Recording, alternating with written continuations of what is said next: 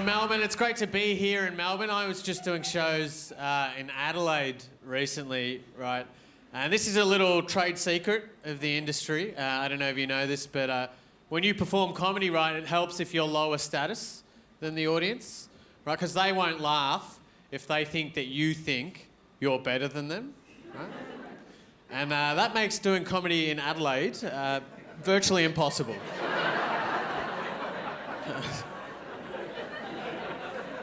Just a month of silence, right? But I was there, I accidentally left my portable Bluetooth speaker back home, right? And that made me very sad because I love it so much. I reckon my two most important things in my life are my girlfriend and my portable Bluetooth speaker, right?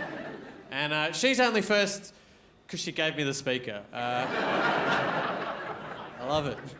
I don't know if you know this about Bluetooth speakers, right? But if you've been away from them for too long, they act as if they don't even know who you are, right? If you can't relate, just think about the first time Nana forgot your face. That's how that feels, right? If it happens to you, what you have to do is you press the little Bluetooth button, right? And it goes through all the previous pairings. And I did it, I pressed it, it was like my girlfriend's phone, my laptop. I pressed it again, right? And it was Rich's iPhone. I don't know, Rich? Who the fuck, are you Rich? Who the fuck's Rich? I texted my girlfriend, like I'd been away from her for too long. I just started to make all these stories up in my head. I texted her, I was like, who's Rich, ? And she didn't get it. She responded, oh, that's great, babe, you won the raffle, which...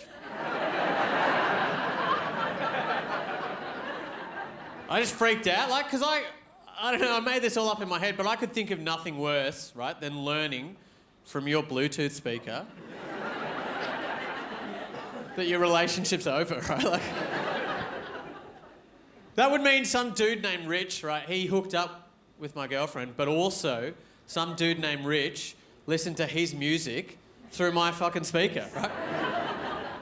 I gotta be honest, those are both hurtful pairings. I asked my girlfriend who Rich was. She said, you're just paranoid. It doesn't even exist. Just relax, right? But I'm not proud of this. I didn't believe her.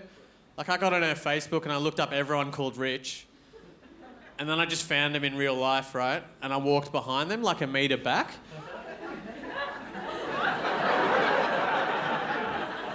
Just trying to see if they'd pair with my Bluetooth speaker.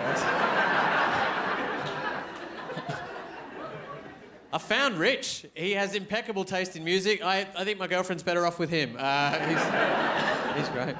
Hey, I want to talk about this, right? I think it's weird in this country when we report on crime, right?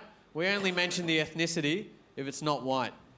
I don't know if you've noticed that, right? The news will always tell you if it's Middle Eastern origin or like African youths, right? But when it's tax evasion or a brawl on a cruise ship, we're just supposed to figure that out ourselves, right? Pretty fucking obvious. No. I think it's weird. I think, like, it happened at the start of the year here in Melbourne, right? All this hullabaloo about African youths terrorising the city. Then Victoria Police, they came out and they said, actually, no connection whatsoever between African youths and gang-related activity, right? And I think a lot of people in the community, very relieved. Not everyone was relieved. Channel 9... pretty disappointed. Channel 9 had just commissioned a brand new season of Underbelly and they had to change the scripts, right? Now it just tells the true story of Fahim, a young Sudanese man, as he completes his PhD.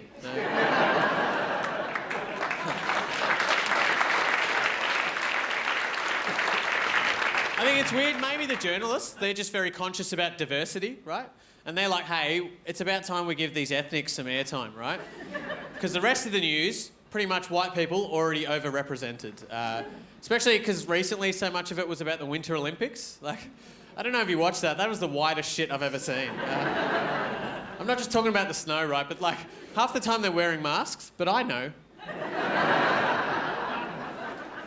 There's no brown people at the Winter Olympics. We're all from hot countries. Like, we're not... I don't know. I think maybe what it is in Australia, we've been too relaxed on white crime since the very beginning. We've always been very soft on white crime. Like, how many of us here believe that the convicts just came here for stealing a loaf of bread, right? I believed that my whole life. That was the official line. When I was very young, I thought it was just one giant loaf of bread, right? I think it's our politicians' fault, right? Because they're always banging on about Aussie values. Like, apparently mateship is a uniquely Australian value, right? I don't know how unique mateship is. I think it's quite universal, because I've had women from all sorts of backgrounds say, hey, let's just be mates, right? My name's Suren, you've been so much fun. See you later.